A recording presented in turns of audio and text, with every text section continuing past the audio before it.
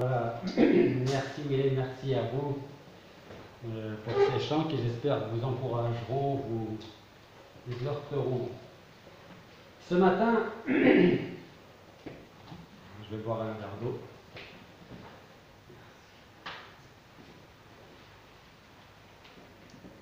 Je voudrais vous inviter à ouvrir vos Bibles dans l'évangile de Matthieu. C'est le premier livre du Nouveau Testament, c'est le premier évangile. Vous avez Matthieu, Marc, Luc et Jean. Matthieu, chapitre 27.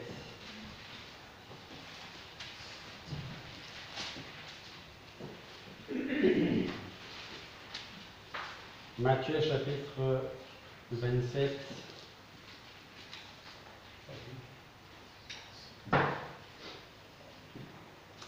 Avant de lire notre passage, je voudrais vous poser une question. Si vous avez déjà eu l'occasion de témoigner de votre foi, de dire que vous croyez en Dieu, ça je ne vais pas perdre ma voix, que vous croyez en Dieu, peut-être vous avez eu affaire à des gens qui vous ont répondu « Moi je ne crois pas en Dieu ». Ton Dieu, tu te le gardes, c'est très bien. Moi je n'ai pas. Je n'y crois pas à ce Dieu de la Bible, à ce Dieu créateur. Peut-être que certains vous diront, vous ont dit, ou vous avez entendu dire que si Dieu existe, il n'a qu'à descendre, être parmi nous, et on le croira. Vous savez ce que je peux répondre à ça? Je dirais, il l'a fait. Il est venu, les hommes l'ont pris et l'ont cloué sur une croix. Matthieu chapitre 27, versets 38 à 44. On crucifia en même temps avec lui deux brigands, l'un à sa droite et l'autre à sa gauche. Et ceux qui passaient lui disaient des outrages, branlant la tête, et ils disaient: Toi qui détruis le temple et qui le rebâtis en 3 jours, sauve-toi toi-même si tu es le Fils de Dieu, descends de la croix. De même aussi les principaux sacrificateurs, c'est-à-dire les chefs religieux de l'époque, avec les scribes et les anciens, disaient en se moquant: Il a sauvé les autres et il est incapable de se sauver lui-même. S'il est le roi d'Israël, qu'il descende maintenant de la croix et nous croirons en lui. Il s'est confié en Dieu, et bien dans ce cas-là, que Dieu le délivre maintenant s'il lui est agréable, car il a dit: Je suis le Fils de Dieu. Et verset 44, nous disons: Les brigands qui étaient crucifiés avec lui l'injuriaient de la même manière. Ce matin, je voudrais retenir le verset 40. Dans lequel nous lisons: Toi qui détruis le temple et qui le rebâtis en 3 jours, sauve-toi toi-même si tu es le Fils de Dieu, descends de la croix. Et dans ce verset 40, il y a 4 mots que je veux retenir comme texte ce matin: descends de la croix. Alors je suis sûr que beaucoup de personnes se sont posé la question de savoir si Christ était descendu de la croix à ce moment-là. Essayez d'imaginer le contexte. Vous remontez un peu plus de 2000 ans dans le passé. Vous êtes au pied de la croix. Christ est crucifié. Il y a devant vous 3 croix. Le Seigneur au milieu et de chaque côté un brigand, un voleur, un criminel. Parce qu'un simple voleur, on ne le crucifie pas. C'était souvent les criminels, les assassins qu'on crucifiait. Donc, essayez d'imaginer la scène. Vous êtes au pied du mont Golgotha. Vous êtes au pied des croix qui sont là dressées, sur lesquelles un homme est dressé sur chacune de ces croix, et au milieu, le Seigneur Jésus-Christ. Essayez d'imaginer cela. Et là, vous entendez des gens dire, se moquer du Seigneur et dire: Tu as sauvé les autres, sauve-toi toi-même. Tu prétends être le Fils de Dieu, Dieu lui-même. Alors, montre-nous, fais un miracle, descends de la croix et nous te croirons. Nous sommes là, 2000 ans en arrière, et nous assistons à à ce dialogue de fou, j'ai envie de dire. Si Christ devait descendre de la croix à ce moment-là, c'est une question qu'on aurait pu se poser. Et si Christ était descendu pour leur prouver qu'il était bien le Fils de Dieu, le Seigneur, le Sauveur des pécheurs, est-ce que cela aurait produit quelque chose? Est-ce que ça aurait changé quelque chose dans l'attitude, dans la vie de ceux qui sont en train de se moquer de lui et de lui dire « Descends de la croix, tu as fait des miracles partout il paraît. Alors fais-en un dernier, descends de la croix et on te croira. » En fait, je vais essayer de répondre à cette question ce matin. Est-ce qu'il a eu raison de rester sur la croix? Est-ce qu'il aurait dû descendre de la croix pour confondre ses moqueurs? Le contexte, donc, Christ vient d'être arrêté dans le jardin de Gethsémane, il est conduit de force vers les chefs religieux, la sentence est portée, Christ doit mourir. C'est clair, dans leur esprit, c'est net. Jésus doit mourir. Ce qu'on oublie de dire, c'est qu'il doit mourir selon eux parce que Jésus les dérange dans leur vie. Jésus est en train de démonter petit à petit la forteresse que ces gens avaient fabriquée de leurs propres mains pour dire « Nous sommes les chefs religieux. » Et c'est pas cet homme-là qui va tout casser. Donc on va se débarrasser de lui. On va mentir s'il faut, on va payer les soldats romains s'il faut, mais on va se débarrasser de lui. Jésus est donc conduit à Golgotha, il est cloué sur la croix, il est donné un spectacle au peuple, les soldats romains et les prêtres sont là, présents aussi, et celui qui se dit être le Fils de Dieu ne fait plus de miracles. Il est là, humilié, misérablement cloué à une croix, et la foule triomphante lui est en train de lui crier « Si tu es le Fils de Dieu, descends de la croix et nous croirons en toi. » Je ne sais pas si, entre nous et ceux qui vont nous écouter, me regarder, je pense qu'il y a des gens qui diront « Je ne crois pas en Dieu ». Alors sachez une chose, je ne suis pas là pour vous convaincre que Dieu existe. Je vous dis simplement que Dieu existe. Ça fait une grande différence. Je ne suis pas là pour vous convaincre que Jésus-Christ est bien le Fils de Dieu, qu'il a donné sa vie sur la croix et qu'il est ressuscité. Je n'ai pas besoin de vous convaincre parce que ça s'est fait. Vous le croyez ou non? Si les gens de notre époque, aujourd'hui, ceux qui mettent en doute la divinité, c'est-à-dire que Christ est bien de Dieu, le Fils de Dieu, ceux qui ne veulent pas le reconnaître comme étant le Fils de Dieu et Dieu lui-même, si ces gens pouvaient retourner dans le passé et se retrouver sur le mont Golgotha, témoins de la scène qu'on vient de lire là, au pied de la croix, incertain si Jésus était ou non un envoyé de Dieu, pensez-vous qu'ils auraient osé dire la même chose à Christ comme preuve de sa mission, c'est-à-dire de descendre de la croix pour les convaincre et leur donner la foi? Personnellement, je pense que des gens d'aujourd'hui, s'ils pouvaient retourner 2000 ans en arrière et se retrouver sur le mont Golgotha, je suis sûr que dans l'attitude de beaucoup de personnes, il y aurait ces similitudes d'attitude, c'est-à-dire, voilà, je suis là, je viens du futur, et bien qu'il descende. Je le vois, mais pour moi, ce n'est qu'un homme. Par contre, s'il descend de la croix, là, je vais commencer à réfléchir autrement.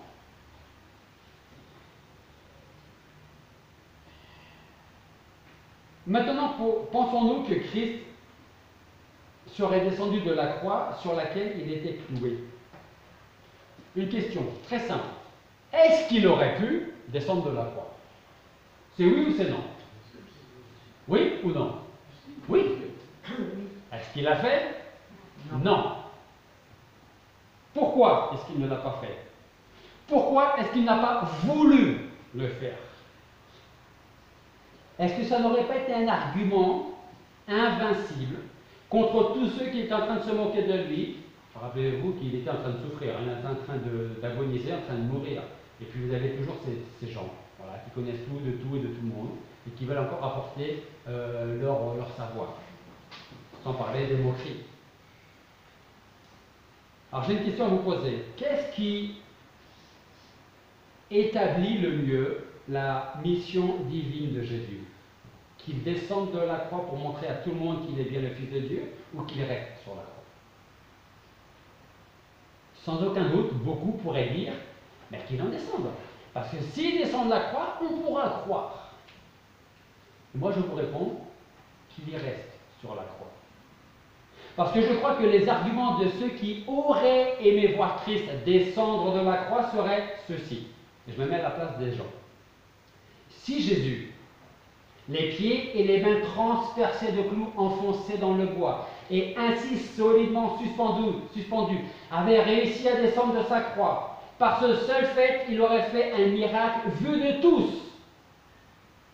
Et ce miracle aurait convaincu tous ceux qui étaient là.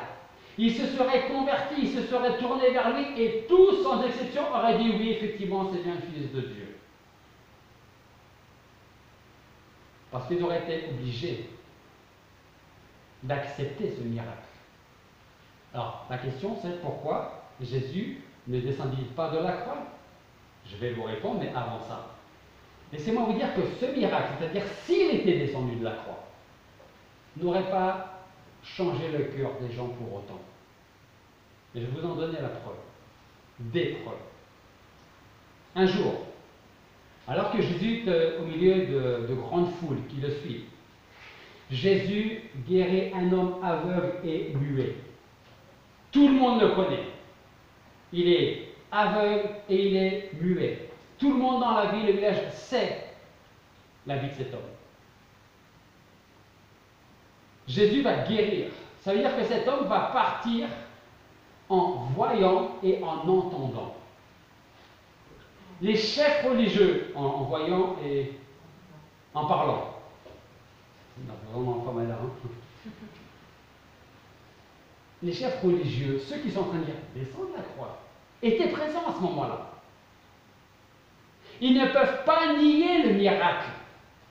Ils l'ont vu de leurs propres yeux. L'homme est en leur présence, il est venu aveugle et muet, et voilà maintenant qu'il s'en va, voyant et parlant. Et que font ces gens-là? Est-ce qu'ils nient le miracle? Non. Est-ce qu'ils croient au Seigneur Jésus-Christ comme Fils de Dieu, comme Dieu lui-même? Non. Qu'est-ce qu'ils font? Vous savez ce qu'ils vont dire? Moi, je dis souvent que quand on n'a pas envie de croire, on ne croit pas. Quand on n'a pas envie de croire, je ne parle pas de preuves qu'on a besoin d'apporter, je parle du cœur. Quand on n'a pas envie de croire, on ne croit pas. Comme l'attitude de ces gens qui ont vu des miracles. Mais comme ils dérangent, on ne veut pas croire. Donc qu'est-ce qu'ils font? Qu'est-ce qu'ils vont dire à Jésus? Ils vont dire, c'est dans la parole de Dieu, et surtout dans l'évangile de Jean, effectivement, tu as fait un miracle. Ça, c'est sûr, on ne peut pas le nier. Mais, tu l'as fait par la puissance de Satan. Ils reconnaissent les miracles. Mais ils sont en train de dire, ça ne prouve pas que tu viens de la part de Dieu. Par contre, tu viens plutôt de la part de Satan, parce que c'est grâce à Satan que tu as fait ce miracle. Donc on ne veut pas croire, on ne croit pas. Et on trouve toutes les excuses pour ne pas croire. Alors je vous le redemande, que pouvait faire Jésus pour convaincre ces hommes-là, qui sont en train de le mettre à l'épreuve, entre guillemets, de le tenter, en lui disant, descends de la croix et nous croirons en toi. Est-ce qu'il aurait dû guérir 10 aveugles au lieu d'un? Est-ce qu'il aurait dû ressusciter 20 morts au lieu d'un seul? Ces hommes n'auraient-ils pas encore dit, oui, tu as fait 20 miracles, tu as fait 100 miracles, c'est vrai, tu n'as pas ressuscité un mort, tu en as ressuscité 150, mais tu l'as fait par le pouvoir du démon. Et vous savez, aujourd'hui, les hommes, devant ce même Jésus, le défieraient de descendre de la croix de la même manière qu'il y a 2000 ans.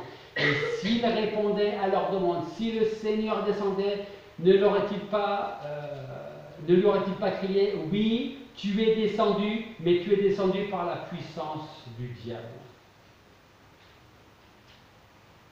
En Jean, dans l'évangile de Jean, chapitre 8, verset 52, les Juifs dirent au Seigneur, les chefs religieux vont dire au Seigneur, nous savons que tu as un démon en toi. Abraham est mort et les prophètes aussi. Et toi, tu dis, si quelqu'un garde ma parole, il ne verra jamais la mort. En Jean toujours, chapitre 10, verset 20, nous lisons. Plusieurs d'entre eux disaient, il a un démon et il est hors de sens. Pourquoi vous continuez à l'écouter? Autrement dit, vous savez ce qu'ils étaient en train de dire, les chefs religieux? Il est fou. Vous voulez devenir comme lui? Suivez-le. Vous voulez devenir comme nous? Suivez-nous. Mais faites votre choix. Lui, il est fou. Il est possédé d'un démon. Il est hors de sens. Si Jésus, descendu de la croix, plein de vie, était venu se jeter aux pieds de ces Juifs pour, entre guillemets, supplier de se rendre à l'évidence, je peux vous assurer qu'il l'aurait qualifié de démon et ne se serait pas plus converti, il ne se serait pas plus confié en Jésus-Christ.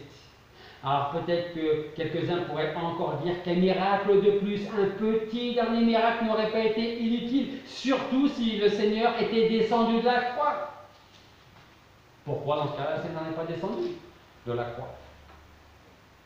Avant de répondre, laissez-moi vous dire encore une chose.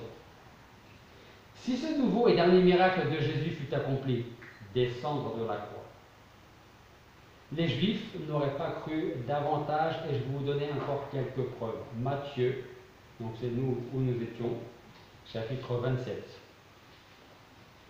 Et on va lire à partir du verset 50 à 54. Matthieu, chapitre 27, versets 50 à 54.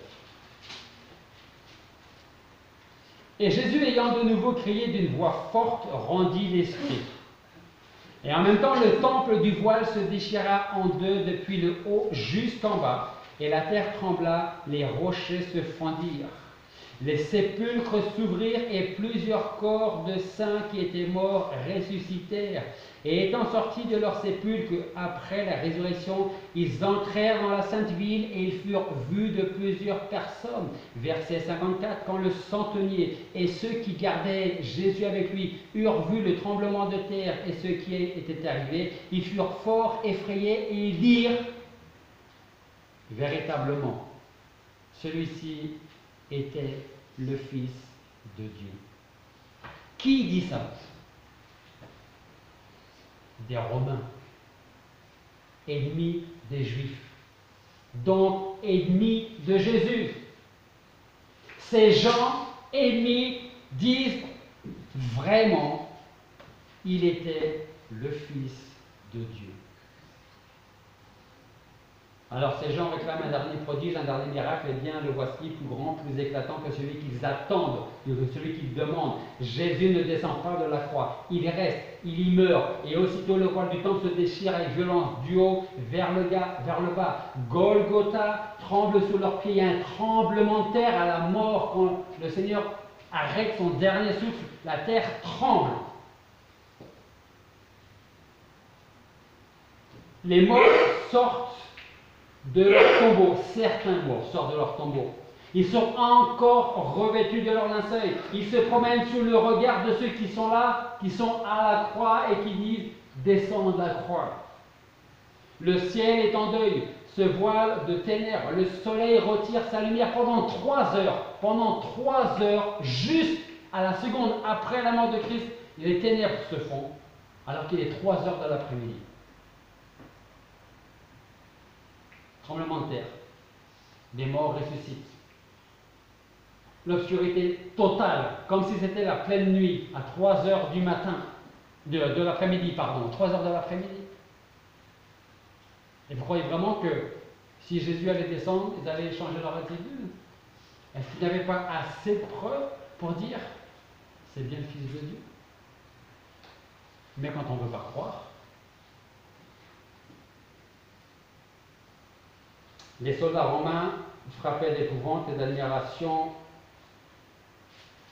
qui couvraient auparavant Jésus de moquerie, se partagent ce qui reste de ses vêtements. Et ces mêmes soldats romains, venus pour le garder, sont en train de dire certainement, celui-ci était bien le Fils de Dieu. Le centenier lui-même Un païen, à ce spectacle, rend gloire à Dieu dans son cœur et il laisse échapper ses paroles. Un centenier romain, donc païen, pas du tout croyant, en tout cas en Dieu et encore moins en Jésus-Christ. Et cet homme est dit, cet homme-là, cloué sur la croix, était juste. Pensez-vous vraiment que Jésus avait besoin de descendre de la croix pour que ces gens qui étaient présents en ce moment précis croient et se convertissent? Ces autres miracles que Christ a accomplis par sa mort n'étaient-ils pas assez grands pour convaincre les cœurs les plus durs? Pourtant, ce que les chefs religieux, une partie des Juifs, ont-ils cru? Se sont-ils convertis? Ont-ils accepté Jésus comme Seigneur et Sauveur, comme étant le Fils de Dieu? À toutes ces questions, on peut répondre par non. 1 heure plus tard, les pharisiens ont demandé, les pharisiens ce sont les chefs religieux, ont demandé à des soldats romains d'entourer la sépulture. Et en parlant de Jésus à Pilate, ces pharisiens le traitent de séducteur. Puis les prêtres vont payer les gardes romains pour mentir. Parce qu'à ce moment-là, ça c'est après la crucifixion, et donc après la résurrection, parce que Christ est bien ressuscité. Mais ces gens, vous savez ce qu'ils vont faire pour faire taire cette vérité? Ils vont payer les soldats romains en leur disant, vous direz à ceux qui vous posent la question qu'on est venu voler le corps, que ses disciples sont venus voler le corps et qu'ils ont été l'enterrer autre part.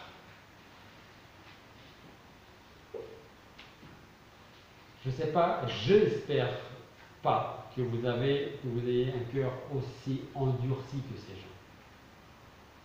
Ils ont la vérité devant eux. Ils ont des miracles devant eux.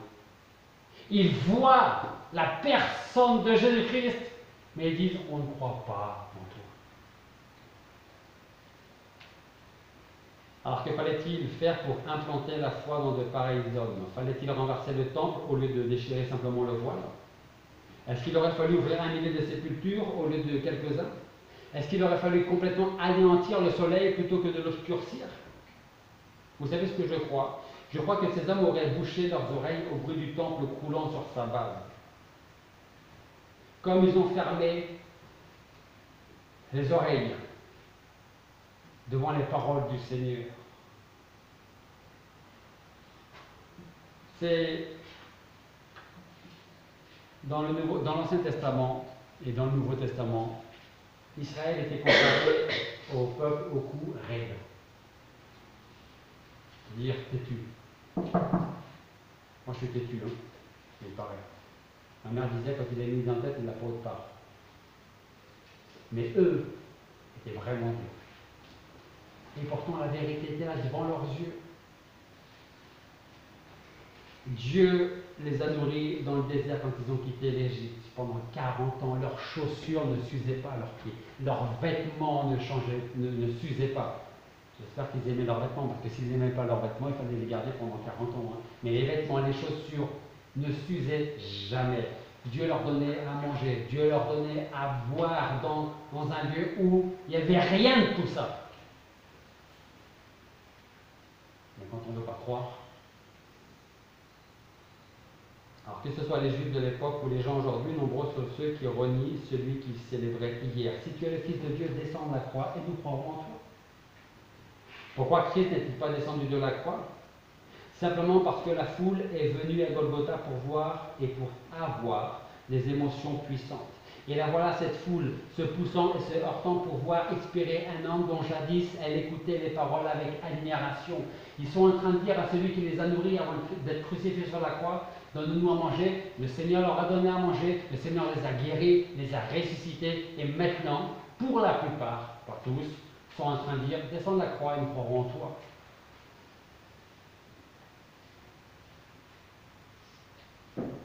Peut-être que le but de cette foule présente, tout comme les hommes d'aujourd'hui qui rejettent Christ, était de le crucifier. Alors il ne fallait pas commencer par l'écouter, il ne fallait pas commencer par l'adorer, il ne fallait pas aller le voir pour manger, pour être guéri, si plus tard on va le rejeter. Pourquoi Jésus ne descendit pas de la croix? La mort de Christ était dans le cœur de ces gens avant qu'il fût présenté à Caïphe. Ces gens avaient juré et préparé sa mort.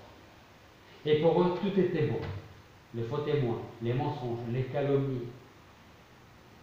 Et eux continuent à dire, à crier, descends de la croix et nous croirons en toi. Alors qu'au fond d'eux-mêmes, ils sont persuadés qu'ils ne peuvent pas descendre de la croix. Ce jour est pour eux le jour le plus saint de l'année. Ils abandonnent le temple.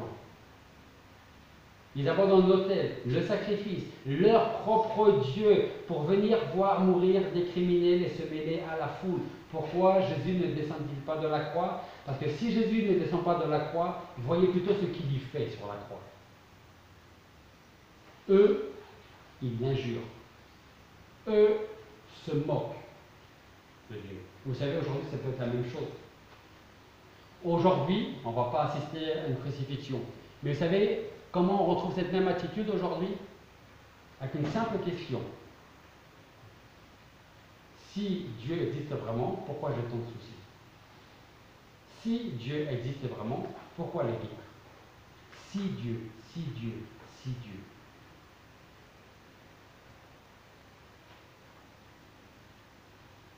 Donc eux, ils l'injurent,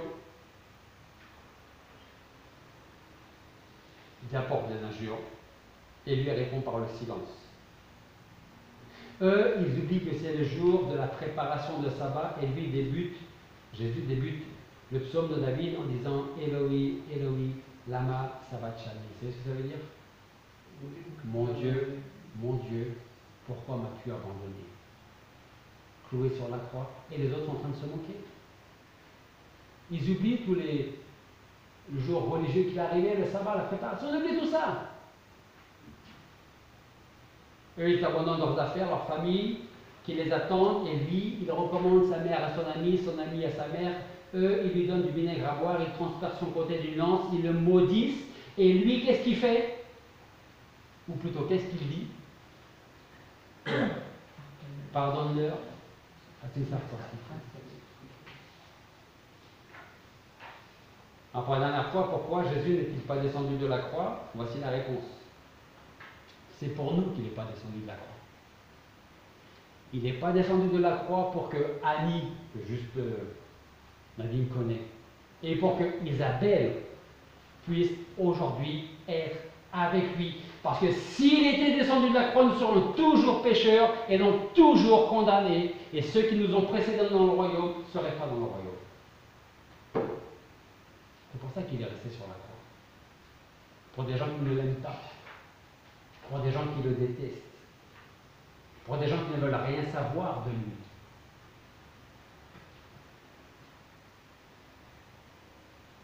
C'est donc pour nous, pour notre bien, pour notre salut, qu'il n'est pas descendu de la croix. Pourquoi? Parce qu'il voulait nous sauver, nous, malgré nous. Parce que sa mort expiatrice devait effacer nos péchés. L'auteur du livre d'Hébreux, au chapitre 9, dit « Sans effusion de sang, il n'y a pas de pardon des péchés ». C'est-à-dire que si le sang de Christ n'avait pas coulé, nous ne serions pas pardonnés de nos péchés en venant à Christ.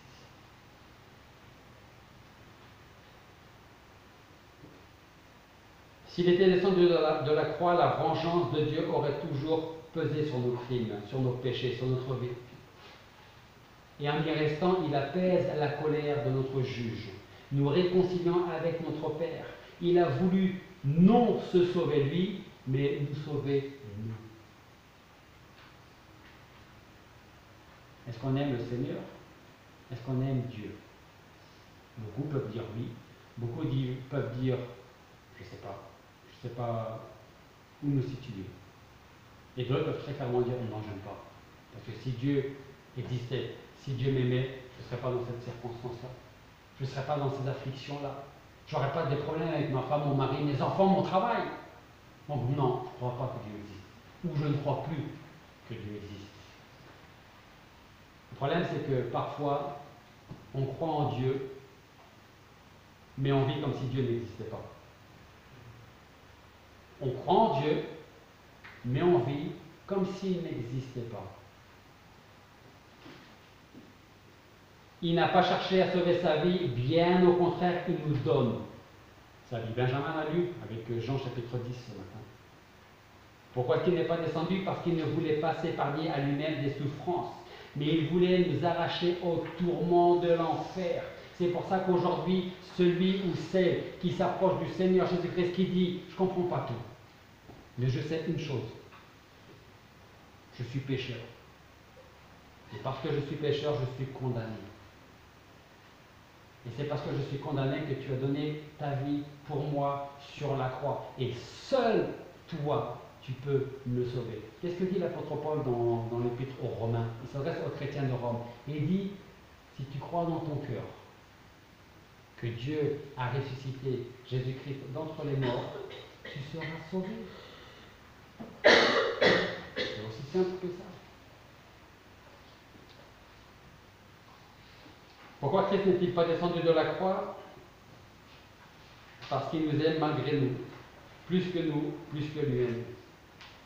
Et lorsque nous, ou ces gens de l'époque, pensaient lui arracher la vie, lui, en fait, nous a donné sa vie. Tandis qu'il aurait pu d'un seul acte de sa volonté descendre de la croix, confondre les paroles orgueilleuses de ceux qui étaient là présents. Il a préféré rester sur la croix, entendre les blasphèmes, les insultes et s'anéantir devant nous afin de nous pardonner, nous sauver, nous bénir et nous donner une vie éternelle. Je ne sais pas si on arrive à voir un peu le contraste. Les injures d'un côté, les moqueries d'un côté, et lui qui dit rien. Si, Père, pardonne-leur, ils ne savent pas ce qu'ils font.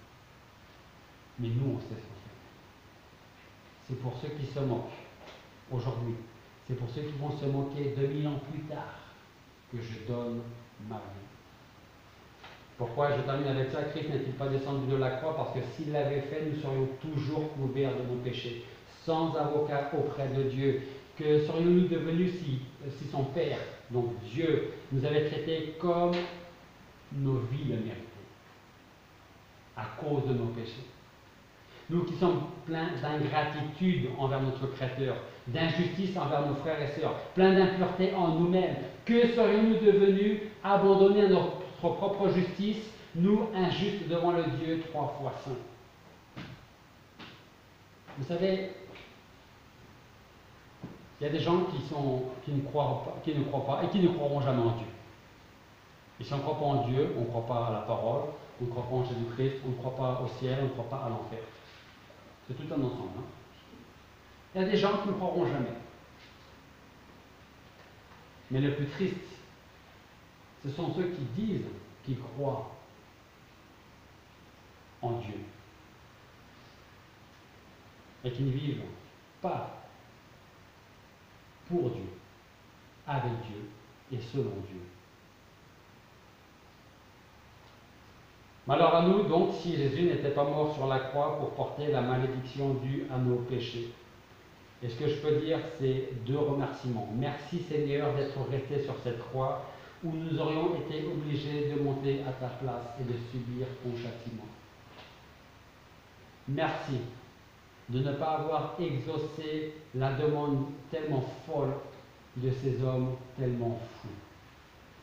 Descends de la croix et nous croirons en toi.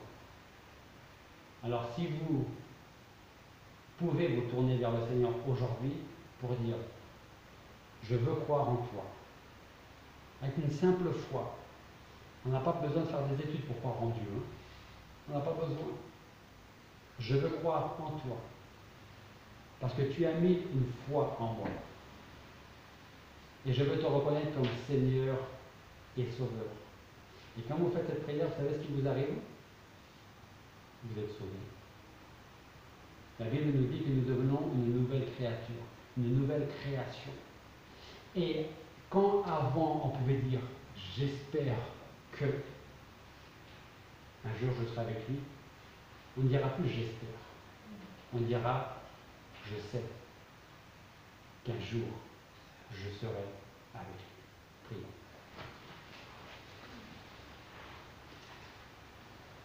Père Céleste, nous voulons te remercier parce que ce matin encore, à travers ta parole, tu nous montres quelle est la folie des hommes. quelle est notre propre folie, notre orgueil de vouloir vivre sans toi, de vouloir être agréable en faisant nos propres bonnes œuvres, en cherchant à être sauvés par nous-mêmes. Mais Seigneur, s'il y avait un autre moyen pour nous d'être sauvés alors que tu n'aurais pas donné ta vie sur la croix, tu ne serais pas mort sur la croix et tu ne serais pas ressuscité non plus. Et comme il n'y a pas d'autre moyen, c'est seulement par ton sacrifice que nous pouvons nous tourner vers toi et ainsi recevoir ton pardon, ton salut et la paix que nous t'appartenons, que nous te connaissons, mais surtout que toi tu nous connais. Merci parce que beaucoup ici t'appartiennent. Leur vie est entre tes mains. Et tu ne permettras à rien d'arriver sans ta volonté. Je veux te prier pour ceux qui nous écoutent, ceux qui sont ici ce matin et qui peut-être ne te connaissent pas ou pas assez bien. Parle dans leur cœur, change leur cœur de pierre en cœur de chair afin qu'ils puissent croire. Seigneur, qu'ils puissent se tourner vers toi, accorde-leur cette grâce, pour qu'un jour ils puissent dire merci de m'avoir sauvé moi aussi. Merci de ne pas être descendu de la croix. Merci d'avoir donné ta vie pour moi. Merci de m'avoir enlevé de ma folie. Seigneur, reçois toute la gloire. Et c'est en ton nom que nous te prions. Amen.